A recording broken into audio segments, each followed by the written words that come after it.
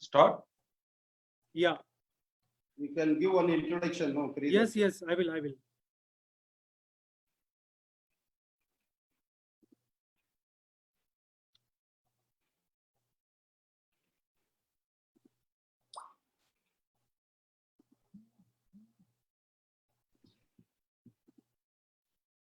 Welcome, friends, viewers, and audiences on Dr. Ambedkar's Karwa's Facebook page. Today we have a live session on legal strategies of Black movement to combat racism. In this series, we are now going to discuss on the rising atrocities in the state of Tamil Nadu during this pandemic, COVID-19.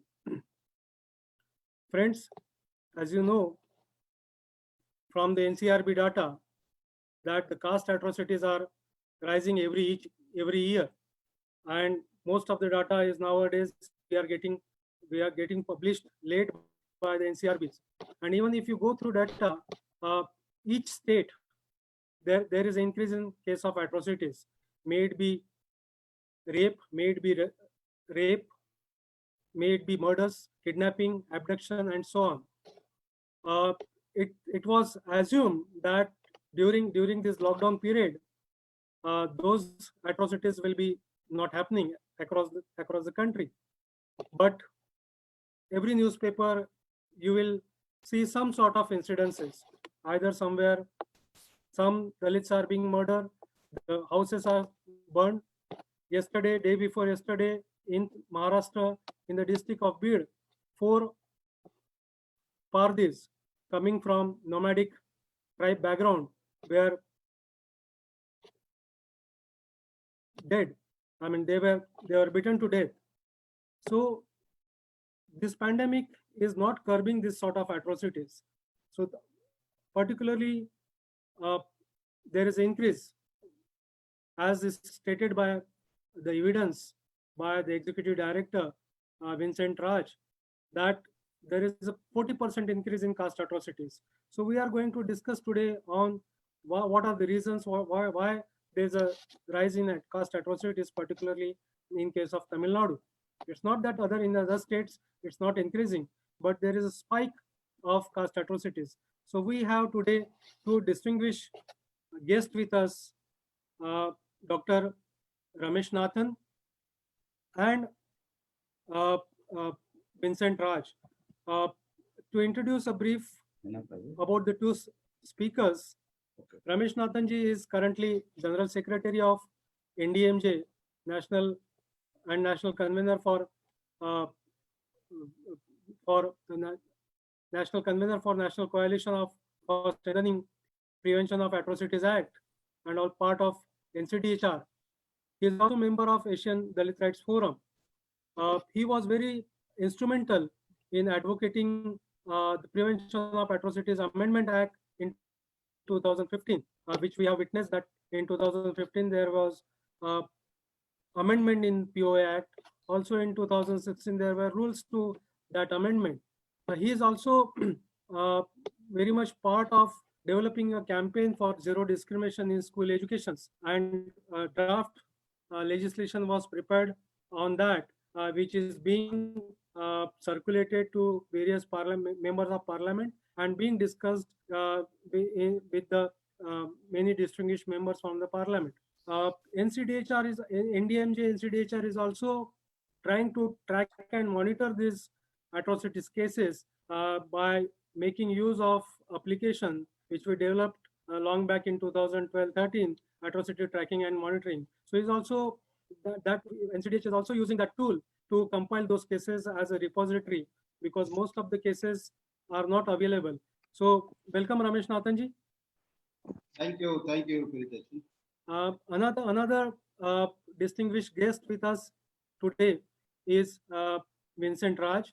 He is a founder executive director for Evidence, and he is very much instrumental in sort of responding to this caste atrocities cases in Tamil Nadu. He is the man with the mission. Whenever he comes with some sort of incidences, he will rush with his team and try to make all those calls to corresponding agencies, concerned authorities, and document those cases. If you visit his office in Madurai, you will see a huge pile of cases being documented at a various stage.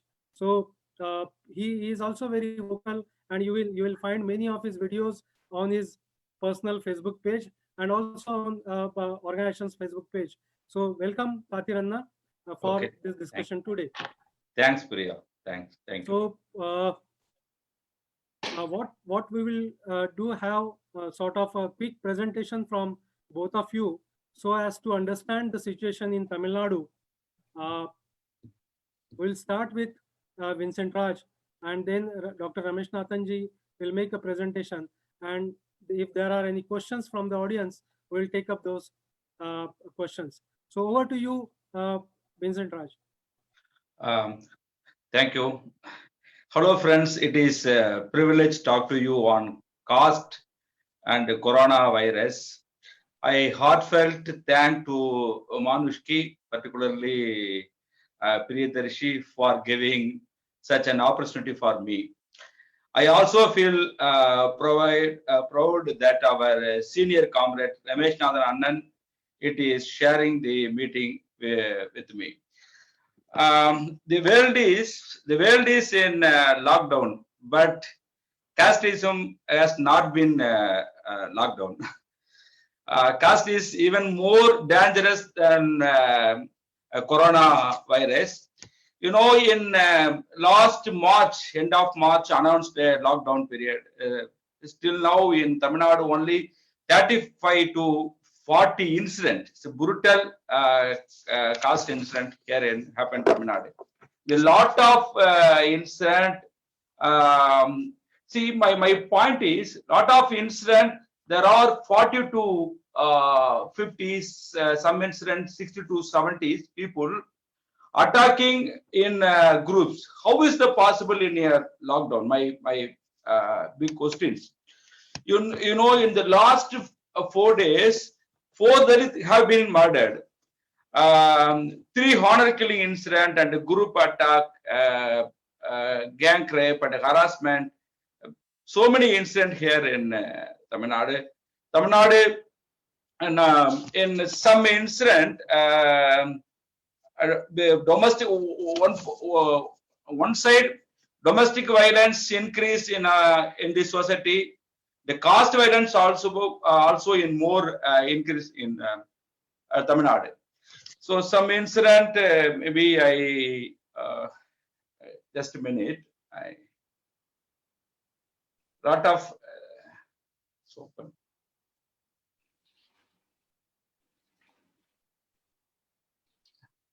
Already I prepared the some big incident.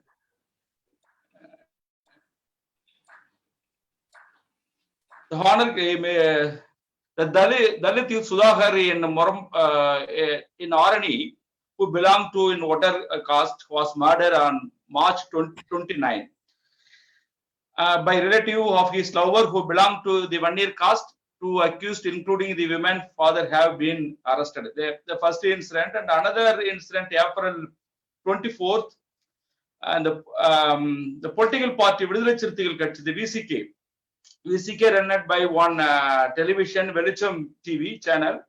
Adi Suresh was attacked after he has reported about a group damaging the portrait Dr. Ambedkar in the town. And in April 21st, in Karambakudi, in near Pudukkottai district, MBA graduate Muruganandam, a Dalit, married his lover Bhanupriya. Soon after the wedding, Bhanupriya relatives attacking Muruganandam and kidnapped her. I think that incident, 40 people in attack in a lockdown period, but finally evidence team rescued that girl. And another incident, Udayangulam village, Tuticorin districts, Palanavesam, a murder, and his son-in-law in Tangaraj by a group belonged to the Devar community. On the same day, at the same day, Salem also in Vishnupriyan, a Dalit boy also in murder. So lot of incident I think in 35 to 40 incident. Even in the pandemic, casteism has not reported. A lot of Dalits who are worker have been returning home and they are forward. So another my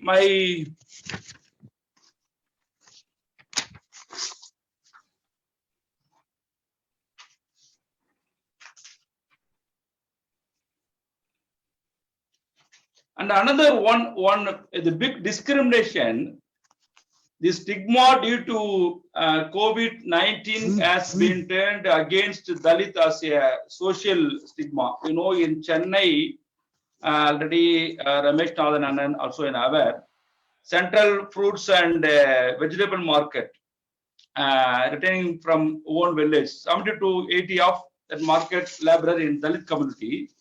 So the outbreak has increased the stigma. When Dalit go to the shops or ration shop or water tank, and the cost induced in treated in some discrimination and violence. So now our big demand, evidence demand, the state in Tamil Nadu state should be declared as an atrocity state. The main our demand. The cost situation have it is like to not other state.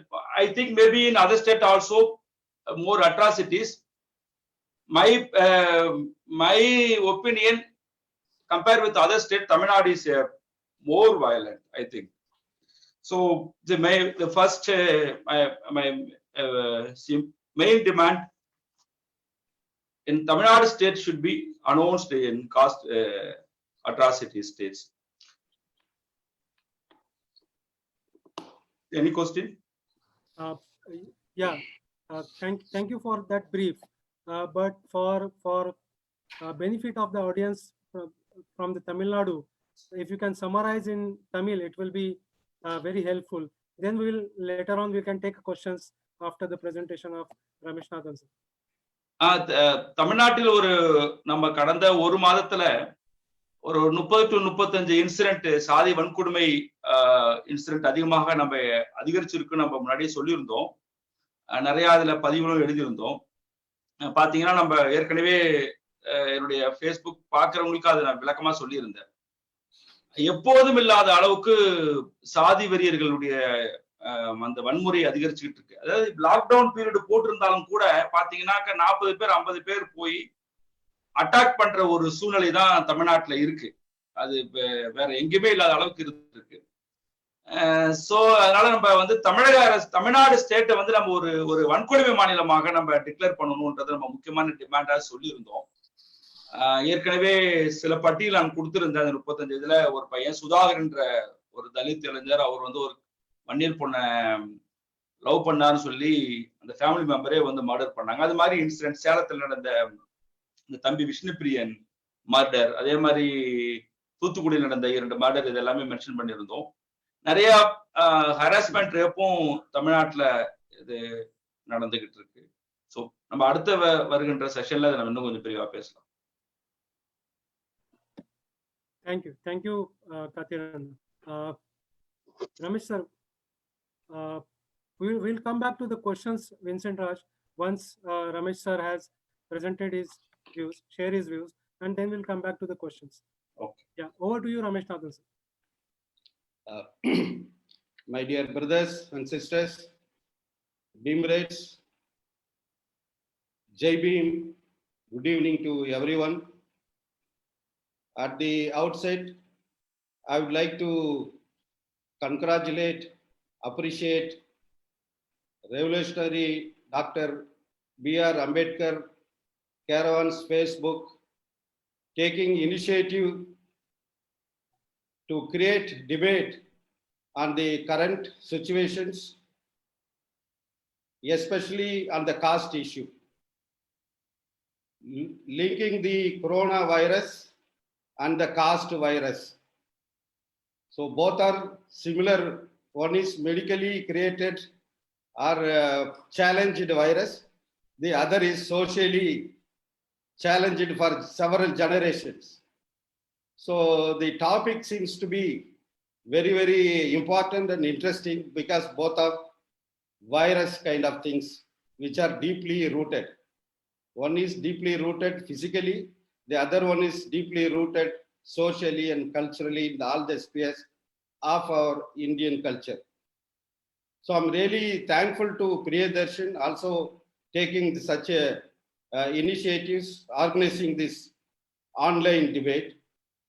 And also thanks to the director of evidence organization in Tamil Nadu who is monitoring the human rights violation against Dalits and providing legal support and also support to empower the Dalit communities in the state of Tamil Nadu. Friends, as all of us know very well, the coronavirus has affected millions of people globally, including India. Particularly, it has very much affected Dalits, Adivasis, other backward communities. Within that, women, children, migrant labor, unorganized labor, sanitary workers, police professionals, medical professionals, wide range of sections of people have been affected.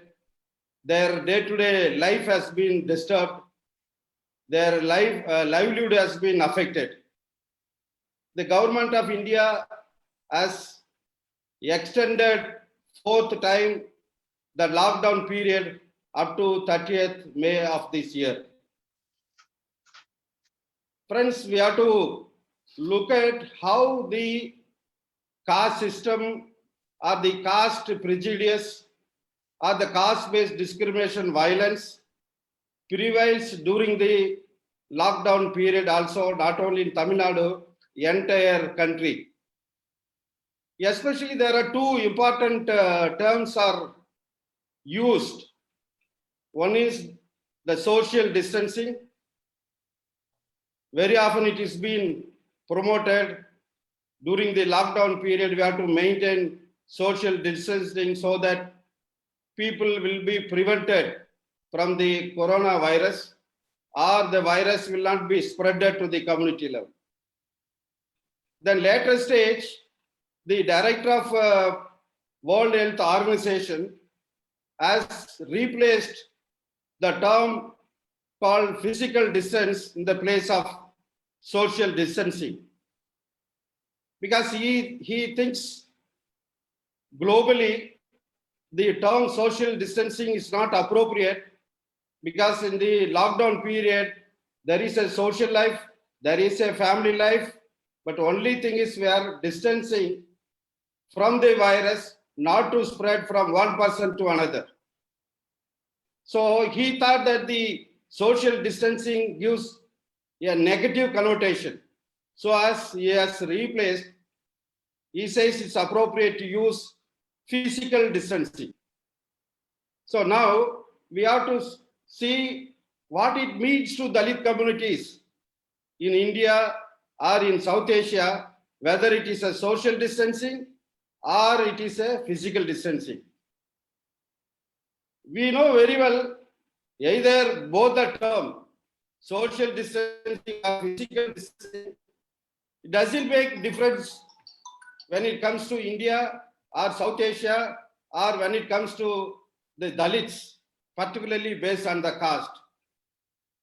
There is already social exclusion, social distancing, physical segregation is existed in the country based on the caste, based on the birth for generations, not even today, or not just because of the coronavirus. It is based on the Manuvadik Dharma ideology, which is enforced in the minds of the people, in the Indian culture. It's been exist. So the social exclusion, social distancing, including physical distancing, segregation is exist. So according to me, or looking at the Dalits point of view, it doesn't make any difference. It is already exists. But the very worrying part or very, very disturbing part is that there are some Sangh Parivar groups, the Hindu fundamentalists, are trying to misinterpret either it is a social distancing or physical distancing. They are interpreting us based on their Manu Dharma or Manuwadi ideology, stating that we have been saying for generations that we should not touch people, we should not hold hands, we should not shake hands, and we should keep the chapel outside. We should not allow people outside us into the home. So we have to maintain the distance. This is what our religion has been teaching in the country for generations. Nobody listened. So people are now realizing or now are affecting because of the interpersonal relationship, because of the socialization process. Now these things are coming out vehemently. I think this is very sad part of it. So by using these opportunities, by using this term, the Manuwadi groups or the Sangh Parivar groups trying to misinterpret and misguide the people here based on the Hindu religious dharma. So which means what I want to say, like Mr. Kadir has given a whole list of the violence which are taking place during the lockdown period. The 144 is being enforced. Lockdown is been in the announced, it is in the practice. But why the law and order is not being maintained? If you see the police personnel, when the 144 is announced, immediately they went to the street, they started beating the people who are going on the road, those who are walking on the road, those who are going in the two-wheelers.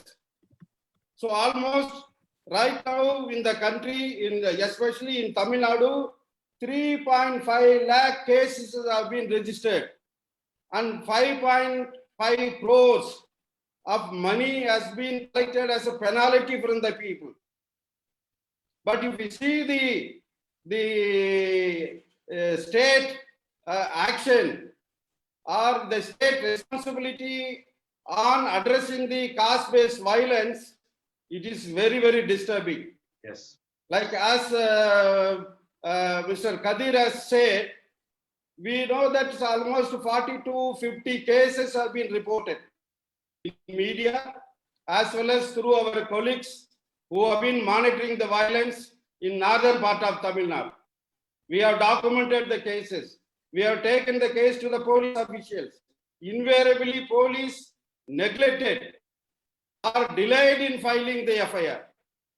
But if we see the police action against the people who are on the street, going to this market, going to buy the vegetables, the farmers who are going to their field have been booked, and the case has been booked under them. It's a 3.5 lakh cases. Now, the government of Tamil Nadu must come out and say how many cases they have registered against the dominant caste under the SC/ST PO Act, where the caste discrimination violence took place in the state of Tamil Nadu. Not only I'm saying in Tamil Nadu, also at the national level, through our human rights defenders in almost 20 states, we have monitored another 50 to 60 cases, heinous crimes, brutal attack, rape cases. But the same situation prevails all over the country. So which means what we need to see, the title which really appropriate, coronavirus and caste virus. So both are virus. But at the same time, the scientists are saying the coronavirus do not have a DNA. But whereas the caste has deeply went into the DNA of the all Indian citizens. So consciously or unconsciously, people are practicing the untouchability. Yes. People are humiliating another, the human being, based on the caste. Even though caste is been abolished, prohibited in the Indian Constitution, Article 70, which is a punishable offense. But what the example has given by Mr. Kadir with regard to one of the member of parliament who made a derogatory statement by using it's a depressed class, untouchables. It is automatically coming from the Right. unconscious mindset. It is deeply rooted in the DNA. So the coronavirus do not have a DNA. Tomorrow, if you find any vaccination, we can escape, we can prevent from the virus, coronavirus. But whereas the caste system, we need different type of vaccination. I am looking at very strangely in Tamil Nadu. Kadir will agree with me. Very recently, public and some of the political party leaders, political party members started worshipping the sanitary workers, Yes. Oh, doing pujas, father pujas, Yes. putting flowers, inviting them near to the home, putting the holy water on their feet and worshipping. What a hypocritic culture that are the contradiction that we see. One side, today they are recognizing the sanitary workers. But if you look at their work, their professions, almost everybody they are working under the contract labors. They are less paid. They have been forced to do all the works during the disasters. But the police and others will claim that they have done the jobs. Even today, with all the risk, without any protection, they are on the street every day in the morning to evening or extra hours without any proper protection they are working. So today people are recognizing and doing Pada Puja to the sanitary workers. In contradiction, if you see, the same people still they practice caste system. The same city in Chennai, a Brahmin fellow who was humiliating the one of the sanitary workers in his home by quoting the caste name.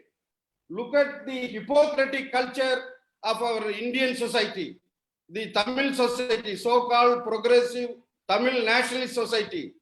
They practice every day in their language, in their behavior, in their body language, in their food, in their culture, in their practices, in their worship. Everywhere they practice. It is a big contradiction that I have seen. So as a result of this, from 22nd Janta curfew, which was declared on 22nd March and followed by the lockdown period of the third phase, look at how many millions of people, especially 40 crore of unorganized sectors, the migrant labor, crores of people are struggling in different states without food, drinking water, stay, house, and they are not able to go back to their own native state. What is the action plan by the state government and central government? No action plan is being announced by the Prime Minister Modi. Yesterday he claims that India is going to be self-reliant and developed countries. India is going to be the one in 21st century, it's our century. We have offered the yoga to the global level. But before that, offering the yoga technique to the global, he must be able to ensure here all the constitutional values, practices to ensure justice, liberty, equality, and fraternity in the country before you teach something to the other world. So this is something arrogant speech. He has not mentioned, not even a single word. Prime Minister spoke about the migrant labor.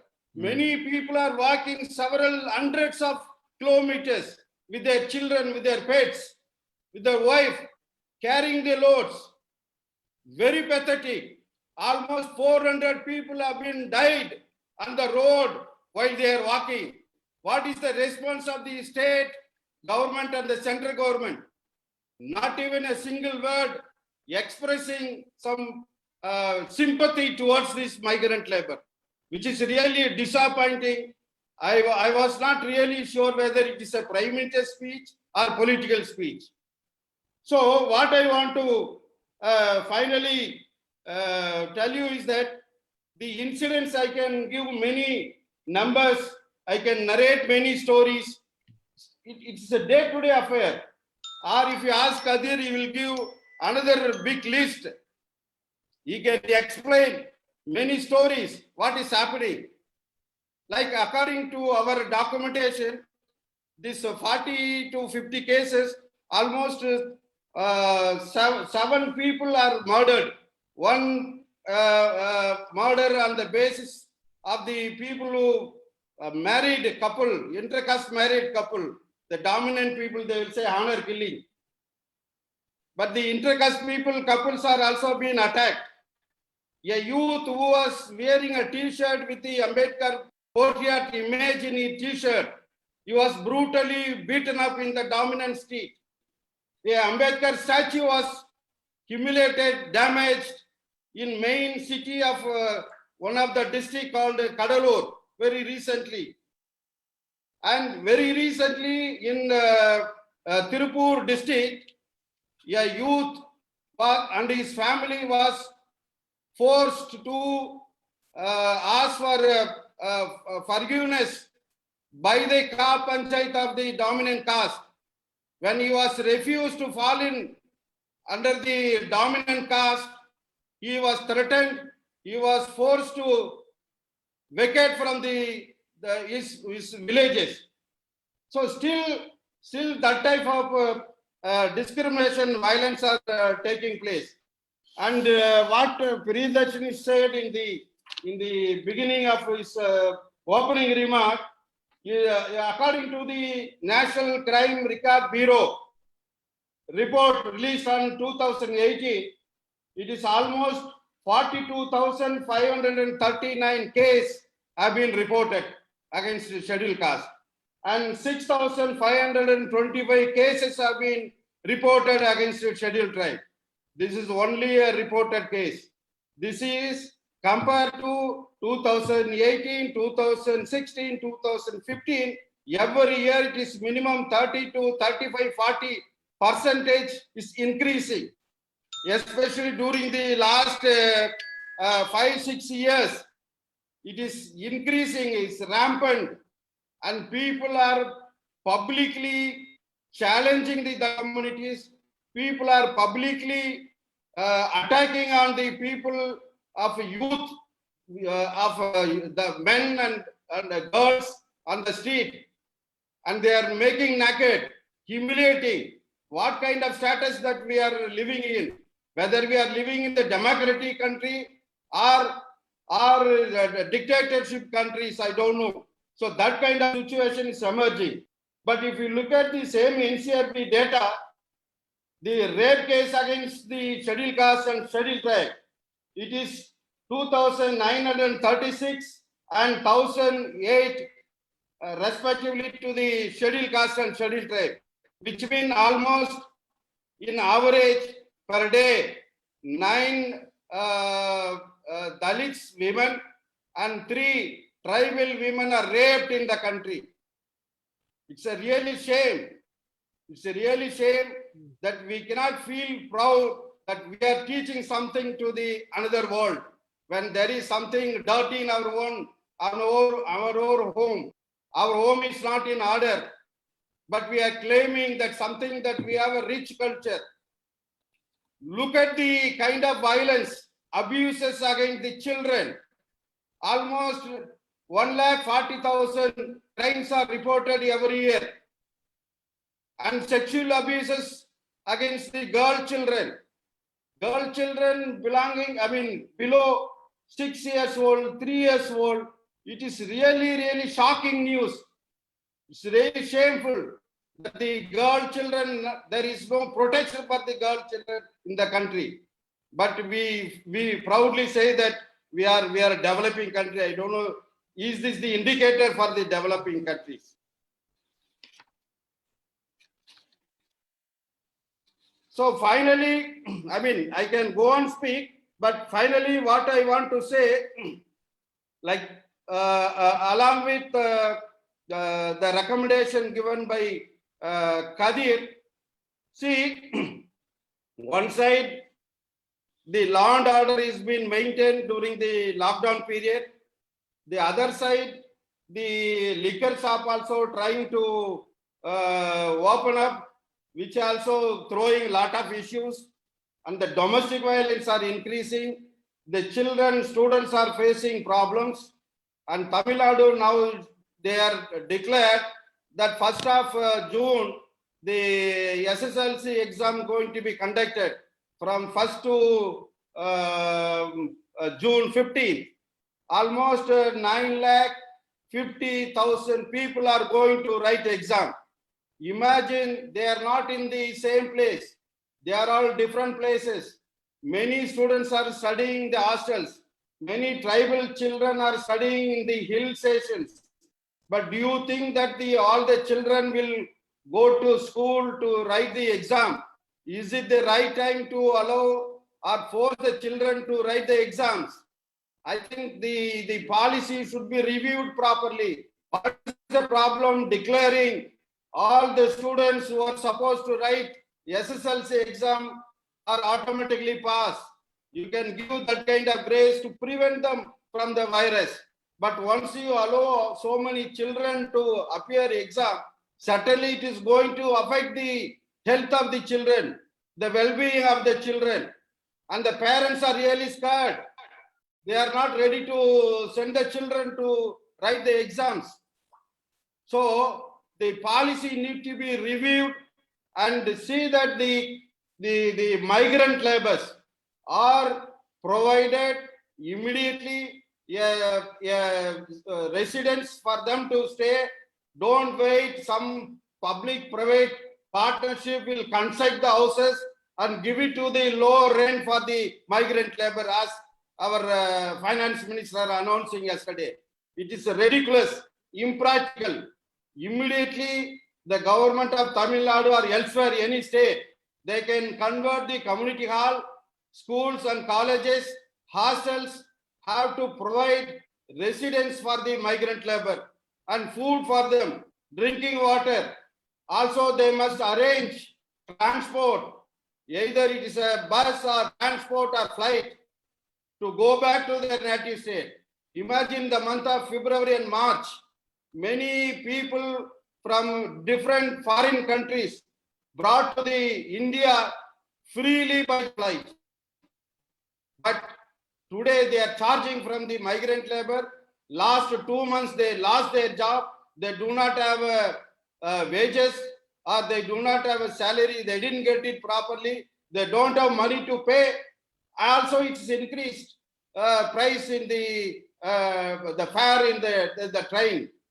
So the government, when they are announcing 20 lakh crore rupees for the self-reliance of the country, for the sustainability of the economic of the country, they must allocate sufficient resource for the migrant labor to go back to their own native state, and also to gain their livelihood.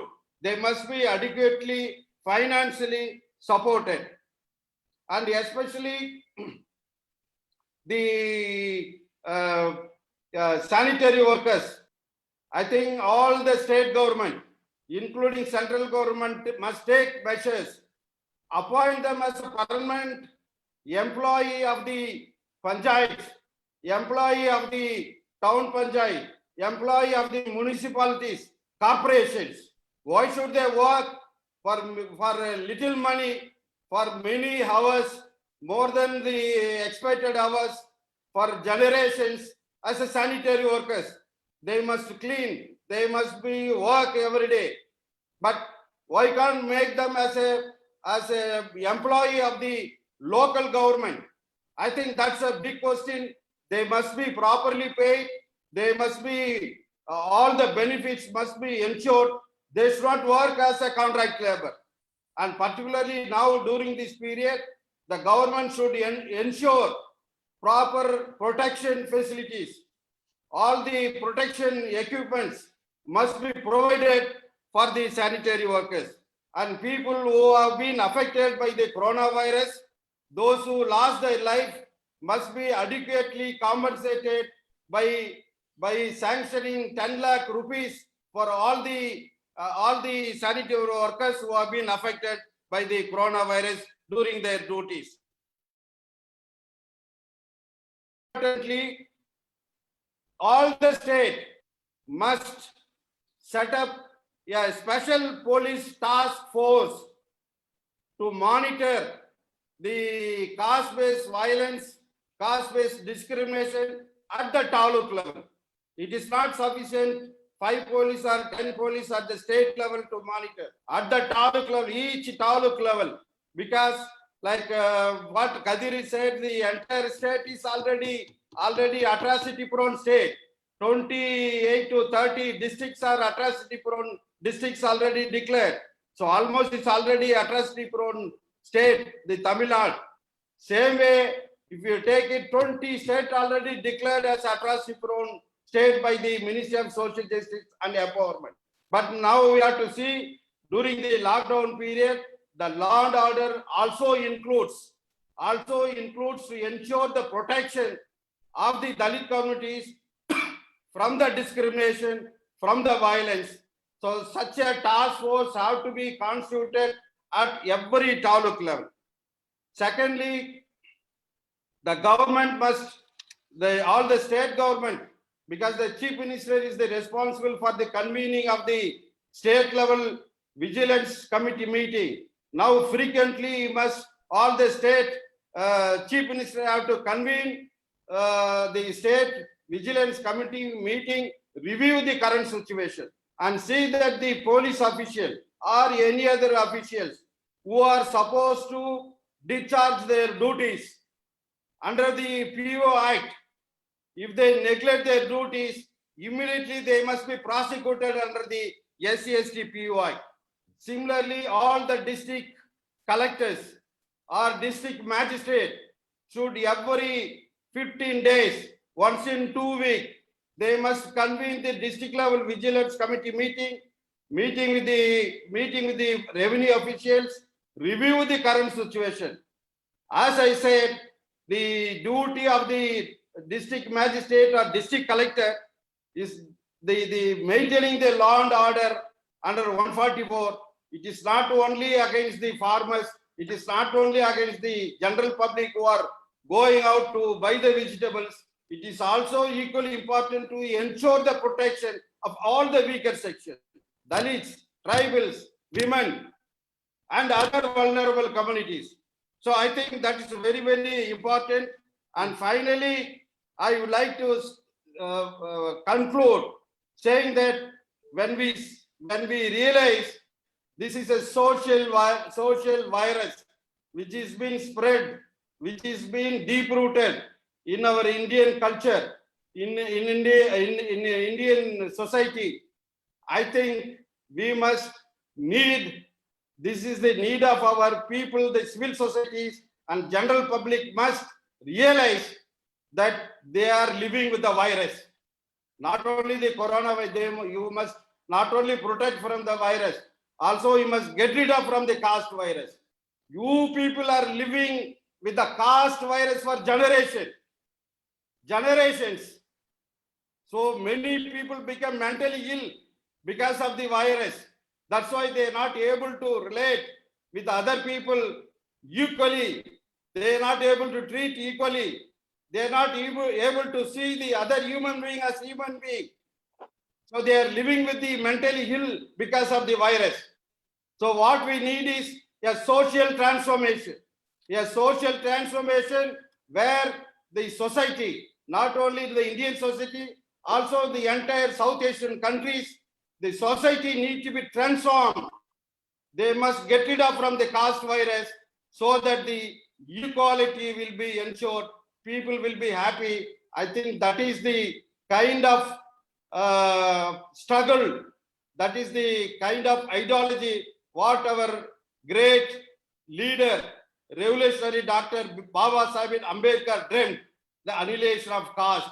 I think the people should read or adopt the principles and ideology of Dr. B.R. Ambedkar. He is the only icon who can liberate you people from the caste virus. Thank you very much. Jai Bhim. Thank you, Dr. Ramesh Nathanji. You very rightly said that the society has to get rid with the caste virus, and the antidote given by Dr. Baba Sahib in annihilation of caste must be considered. Today is the day when annihilation of caste was published 84 years back. So we certainly, scientists will develop a vaccination for coronavirus, but we have to go through the annihilation of caste to develop an antidote where this entire country and the South Asian countries should to get rid of this caste virus. Coming back to the points which you make and Kathiranna has made, the Tamil Nadu is a land of Dravidian ideology. Ramaswamy Periyar Naikar very much formulated that sort of strategies, and many of the political parties do proclaim that sort of legacy. In his entire movement of Periyar, he started self-respect marriages. Now, what is the reason that whenever we look at the incidences of caste atrocities, there are many incidences related to crimes related to marriage, intercaste marriage. So what is the reason when the Tamil Nadu has a great tradition of self-respect marriages, and now today what we see is many of the killings in the name of honor? See, I think the failure, the Dravida movement failure, totally against Dravida movement initiative and activities. It focused on only anti-Brahminical strategy only. Otherwise, not in most eradicate in subcaste. Eradication is not working with more focusing on against only in Brahminical only. So this is the main reason. I think Dravida movement, in the second place, not in intercaste marriage, not in happening in second place in Tamil Nadu. And also, I point out in NCRB data in Tamil Nadu, love affair murder in national wide, third place. So the main reason Dravidian movement not in stand with the Dalit stand, only focus against on Brahminical stand only. These main reasons. You want to respond, Ramesh Nathanji? Yeah, I agree with Kadir partly. See, in Tamil Nadu, the Dravidian movement, which is promoted by Periyar, the ideology is still, to my conscience, it is still alive here. That's one of the reasons. If we see the Hindu fundamentalists, still they are not able to root in Tamil Nadu. Very right. Or the BJP party, they are not able to root in Tamil Nadu. Generally, that consciousness is there. Even though majority are practicing Hindu religion, when it comes to political spheres, people are also taking appropriate stand against BJP party. You could have seen during the last parliament result or much before. Also say that the Ambedkar ideology and Periyar ideology, both are almost the same, not much difference. And especially the role of the Dalit movement in the state of Tamil Nadu. There are many strong movements who are also uphold both ideology, Periyar and Ambedkar. That's one of the reasons still the ideology is still alive. But what the question you are asking is why the intercaste marriage are not encouraged, or why these many couples are killed in the name of caste honor. So that is the question. So now what we have to see is, see what people think cognitively, intellectually is something different, but what the values practice at the family, at the society, at the personal level is something different. That's why I said it's a Hippocratic culture. So here some political parties, they may very progressive, they may talk about the Tamil nationalism. But when it comes to the caste, they practice their own caste systems, their caste values. Especially in Tamil Nadu, there is a group of political party. I thought Kadir will mention this one. There are certain political parties who have formed alliance in the name of social justice, which is the casteist groups. Yes. Which casteist group, in the name of social justice, they are openly creating hate speeches. They have a matrimonial website on their own caste names. Not only the political parties or this one. Look at even cities. Look at the newspapers. Many caste-based matrimonial ad you can see. Not only the caste, the sub-caste divisions. No, they are very, very particular, even though they are educated. So here, it is the progressiveness means it's not just something when it comes to the caste. People may be accepted Periyar's certain part of the ideology against the Brahminical values or against the superstitious values. No, they may promote the scientific logic knowledges in the country. But when it's come to the caste, that's why I said it is deep rooted in their DNA. Deep rooted in the DNA that we should not neglect. Very So true. whether it is a progressive state, look at the same question will apply to our neighboring state, Kerala or West Bengal, where the left parties are very strong there. Right. Narayana Guru, who was really fighting for the equalities in the state of Kerala. But if you see the practical life, that's why, see, our struggle is not, our revolutionary leader Ambedkar very clearly said, we got a political liberation, not the socio-economic liberation. Constitutionally, we got a fundamental rights, but still socially, economically, we are still deprived. So that's what we need to understand. We didn't get the social liberation. So socially, culturally, it is deep-rooted, which means the entire struggle is based on the ideology and culture. Right. Both It's a ideological and cultural struggle. Yeah. So that's why we are really struggling very complex. Even our own scheduled caste family, if you go and see, they practice all the rituals, but they claim as Ambedkarites. So they are not able to really come out of the situation. So that's why I said we need a social transformation.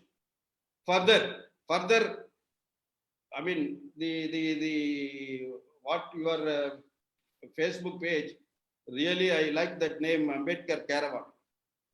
I think everyone have to pull the caravan forward. Yeah. Forward, not backward. Ideologically, culturally.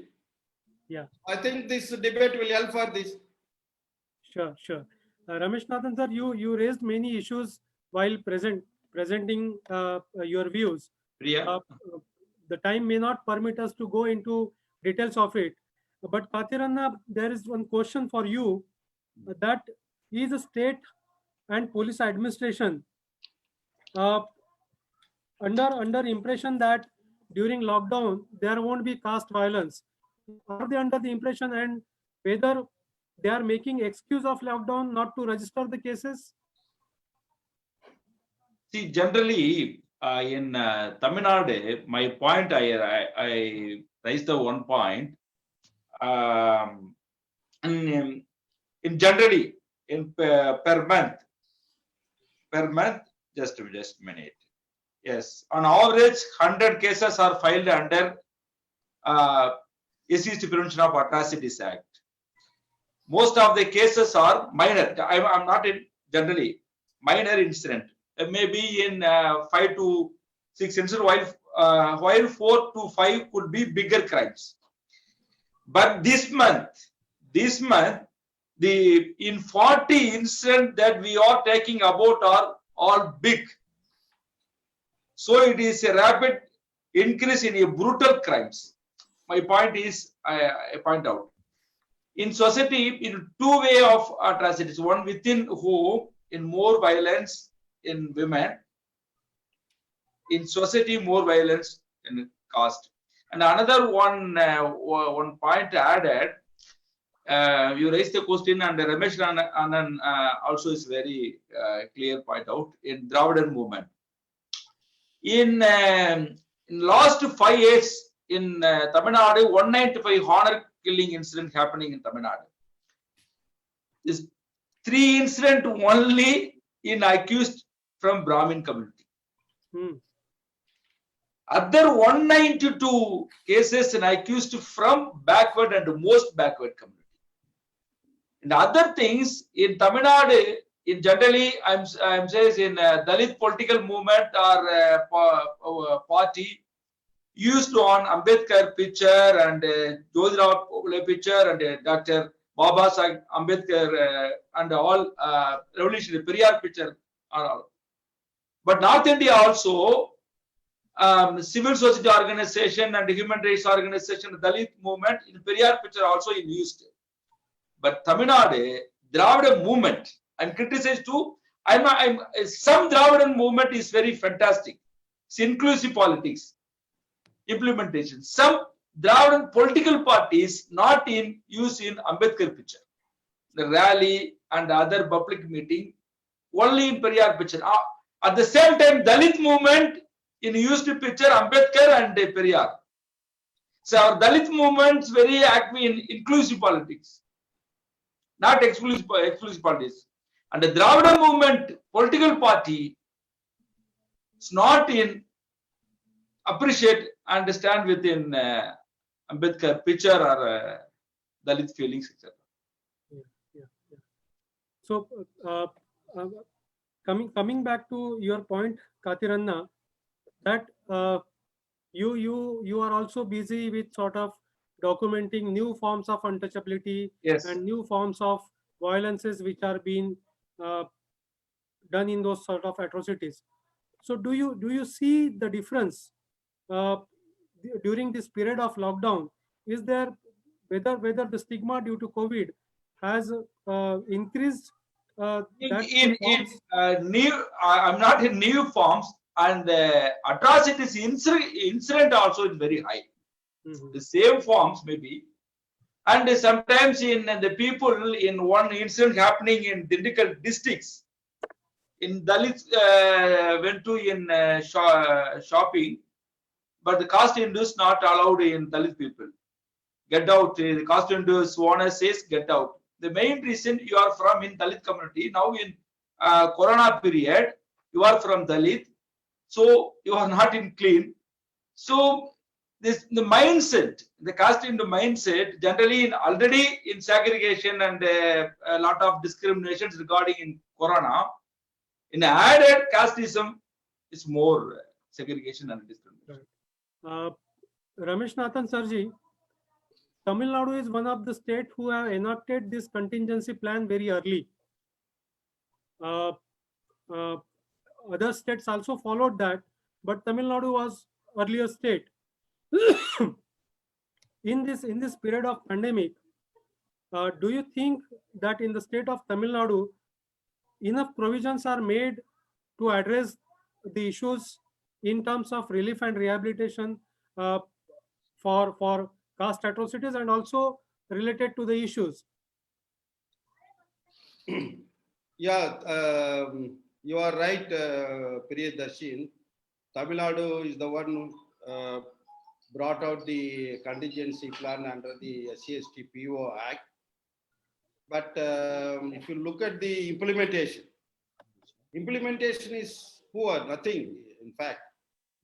I mean, the relief fund that is been granted, I mean, almost all the cases after filing the FIR as a first installment. But there are many aspects in the contingency plan, especially long-term rehabilitation, employment, providing livelihood support, land and infrastructure development. No, there are many aspects. So, but those things are not really followed up. It's not implemented, not even reviewed. I don't know how far the district collector themselves are aware that this kind of contingency plans are exist in the state of Tamil Nadu. So I think that's very sad part of it. And that's what I said. So district collector and the chief minister should review now. And as if the attitude of the people, the attitude of the state is something like that, as if they are giving from their own pocket. Yeah. You know very well how much the budgetary allocations have been made under the scheduled caste, scheduled tribe supply, both by the state government and central government.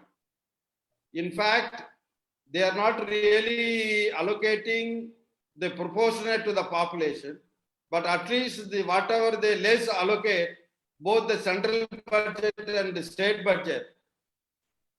I'm really surprised or really saddened to see that this money is not being really used for the welfare and development of the individual of the SC, ST communities, or the community development or village development or infrastructure development, or as you said, the people who are affected by the caste atrocities.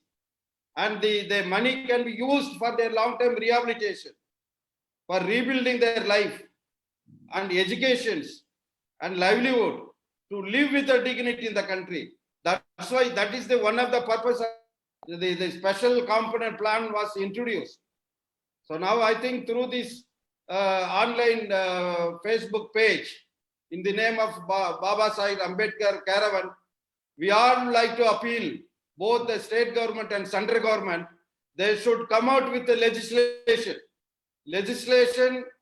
on scheduled caste, scheduled tribe subplan, like the Andhra Pradesh or Telangana or Karnataka brought out. Both all other states must bring out the legislation, and central government also must enact this central legislation in order to ensure the budgetary allocations are properly spent with the newer schemes, not the old scheme. Look at the schemes, very pathetic. Some schemes which is devised long back, which are useless. And we don't want many others. You scrap all the useless schemes. Evolve the schemes from the community. Evolve the schemes from the organization which are working for the welfare or rights of the SC/ST communities. Evolve from the panchayat. I think every village need to evolve a newer scheme which are appropriate to their village level. I don't want, or we don't want national scheme, something which are not appropriate to the corner of any village. So I think the contingency plan is one. Second, we have to go beyond the contingency plan. The state and central government ensure our own right on the budget, and that budget allocated money should be properly utilized for the development of the scheduled caste and scheduled tribe. Yeah, Kathir Anna has to go. So one question for Kathir Anna, and then we will continue for some time as there are a few questions coming up. Anna, you also track, provide legal assistance and litigation support structure for litigations. the conviction in state of Tamil Nadu is less than 2%, 1.9% or something like that. 7.92%. Yeah, In yeah, Tamil Nadu. yeah. 7.92. Oh, yes. So how do you see the how many special courts has been established in the Tamil Nadu, and the review of special public prosecutor by the administration has been done? In 2000s, already in Tamil Nadu, 7 special court, or only in 7 special court in Tamil Nadu. In 2016, contingency plans, Tamil Nadu government announced in allotted in 6 special court. Till now, not implemented. This major my criticize to Tamil Nadu government. And already in Ramesh Anand says the state level vigilance and monitoring committee, in Tamil Nadu, only conduct the meeting in 95 to till now 3 times only. Mhm. 3 times only. But every meeting only in 10 to 20 minutes. Meeting is finished, not discussed with the detailed PO Act implementation, practical things. So this is a major. My point out in section 4 against, I think, Tamil Nadu Chief Minister also filed the case. He is a state development vigilance and monitoring committee chairperson. Not only our Tamil Nadu Chief Minister, the whole India, in all chief ministers, not in regularly not in conduct the state level vigilance and monitoring committee meeting. We are in filed the case. Maybe. So this major criticized to our government. Every 6 months conduct the meeting in rule says how many cases filed in the court, how many cases pending in police station, how many cases pending in court, how many cases trial in court.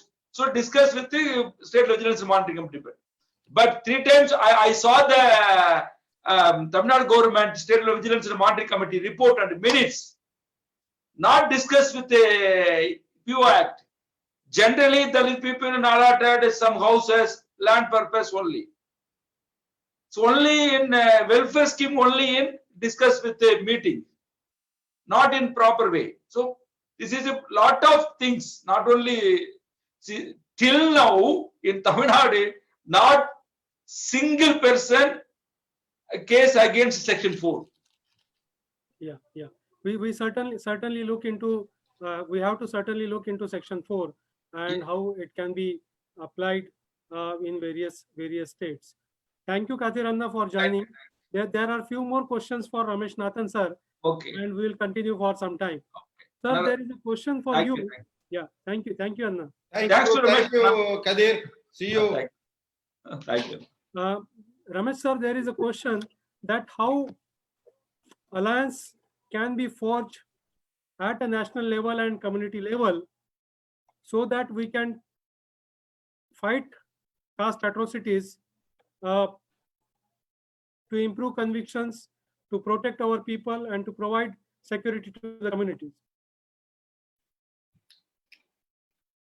Yeah, it is a very important area you are raising question, building alliance, state level, national level.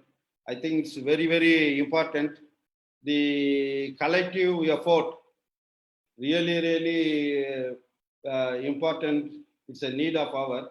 2 things I would like to say before coming to alliance. Number 1, this also linked with the building alliances.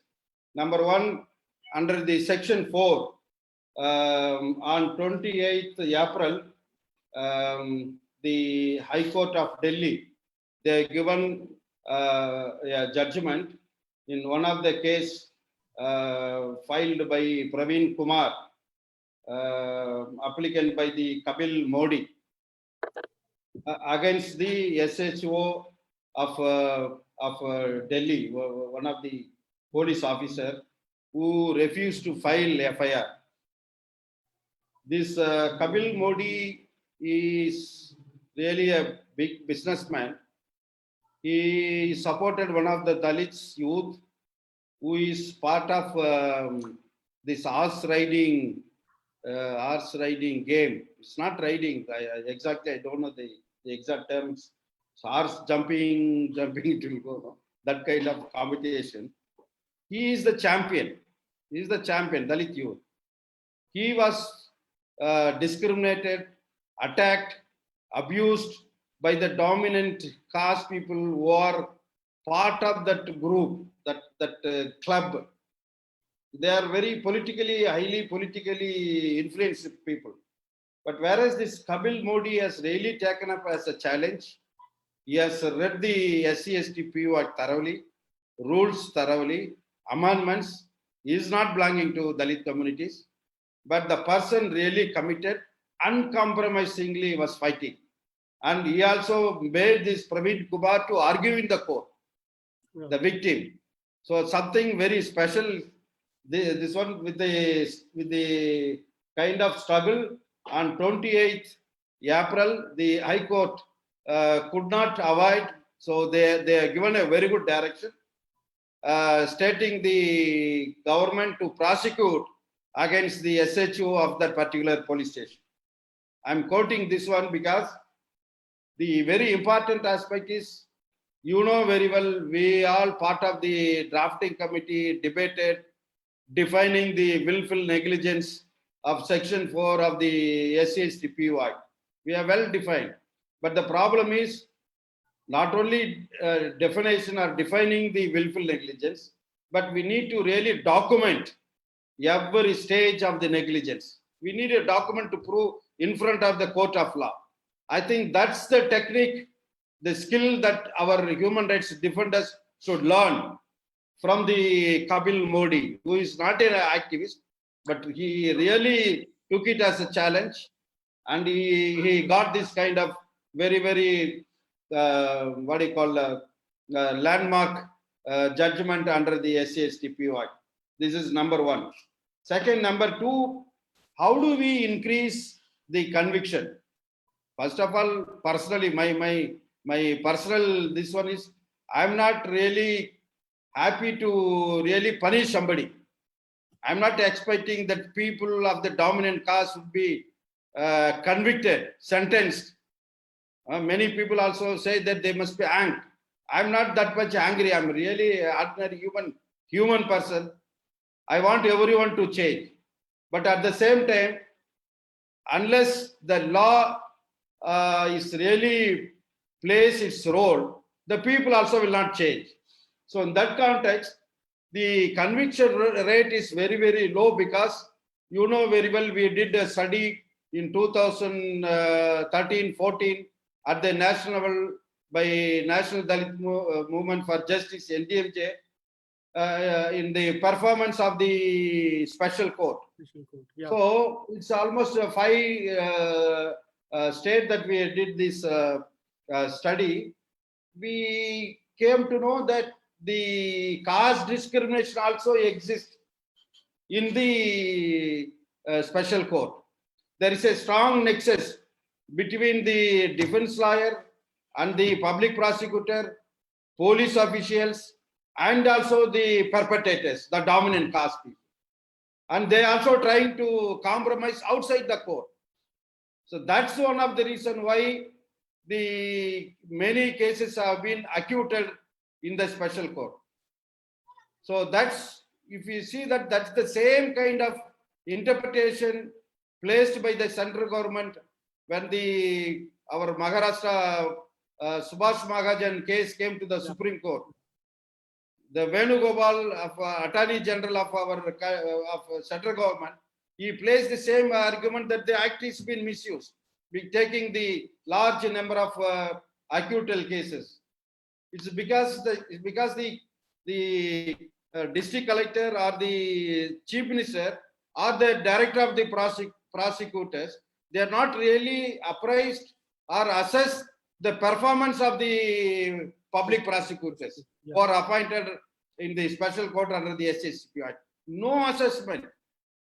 There is no proper assessment in the state level by the chief ministers. If you look at the Tamil Nadu report, the State Vigilance Committee meeting report, the limited report, but everyone, the members will be praising the chief ministers for introducing some welfare schemes, for introducing or giving some free schemes, dhotis, saris during the Pongal festival. Only praising the chief ministers.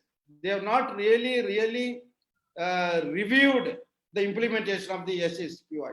So now you know very well, by NDMJ effort, we have taken a stand. So wherever possible, in critical case, we need to identify committed lawyer, whether they are Dalits or tribals or Muslim or any other communities who are really committed. So see that those advocates are appointed on the choice of victims to conduct a proper trial, fair trial in the special court. So likewise in Tamil Nadu, almost now Sasi able to facilitate this process. 25 public prosecutors have been appointed for more than 60 cases. That's something very special intervention by the Sasi in the state of Tamil Nadu. If you look at the panel of these public prosecutors, they are not only from the Dalit communities, Muslim communities, non-Dalits, left-oriented ideological personalities, advocates. I think those people have taken really as a challenge, and many cases we got the conviction where our public prosecutors from the side of victims, they really do well and they conduct fair trials. They go beyond the mandate, also do reinvestigation and see that the victims are getting justice. So these experiences have been shared with many states. So Maharashtra, UP, Haryana, Bihar, Orissa, in some of the states, already our activists are taking this initiative. But the problem, what we found, or the challenge is that in some of the states, the district collectors, they are not really appointing. Almost 33 applications is pending in the state of Bihar. 25 applications is pending in the state of UP. In UP, we went to the High Court. We got the direction. The High Court given the direction to the district magistrate to follow the rules of the SCSTPU Act of Section 4 and 5. But still, it is not being really followed. I think many states, this is the challenge that we are facing. In Maharashtra also, similarly, we are facing this kind of challenge.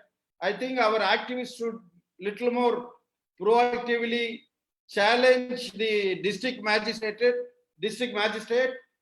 and see that these provisions are really used in favor of the victims. And finally, as you said, we need very coordinated effort.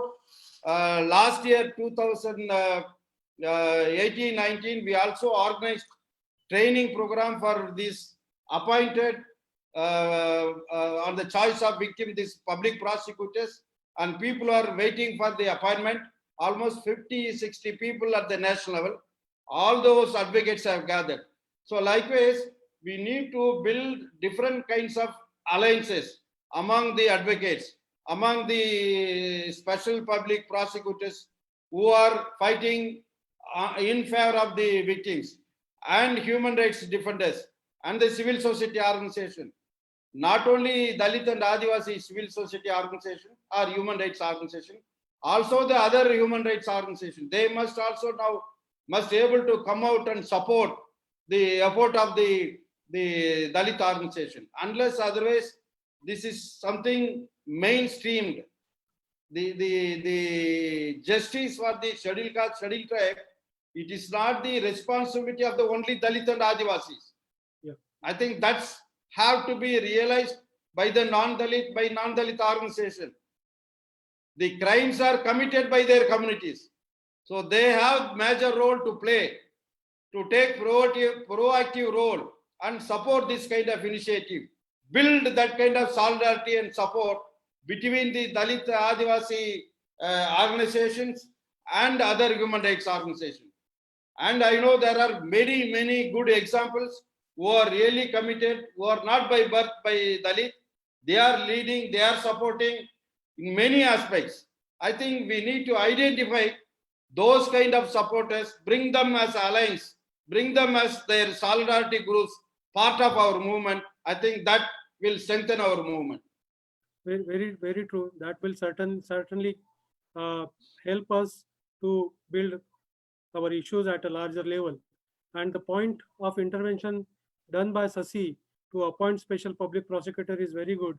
I guess more such interventions are required in many other states, because there are many cases, as you cited, in state like Tamil Nadu and Maharashtra and UP and Bihar, that special public prosecutors are not being appointed. Even in the cases which are being very much discussed in media, you might be knowing the Nitin Age case. Even in that case, special public prosecutor is not been appointed. So that's a very much important intervention done by Sasi and other human rights organizations. One last question, and then we will sum up the discussion, sir.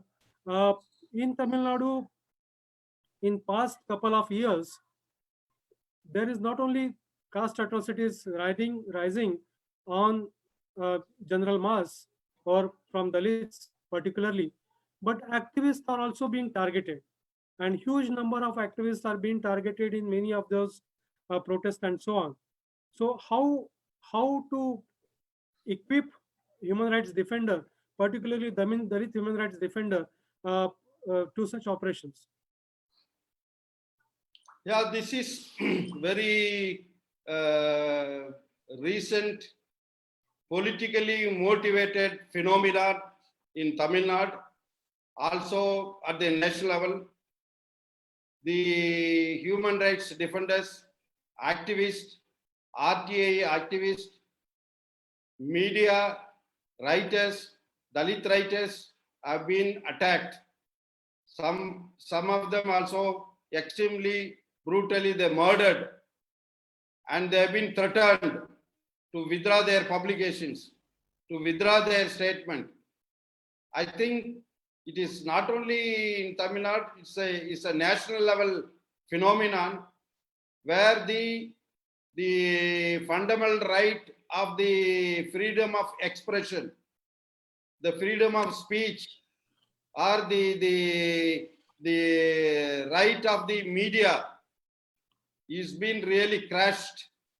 The voice of the human rights defenders' voice has been crushed by the Hindu fundamentalistic organization Sangh Parivar and by the BJP government.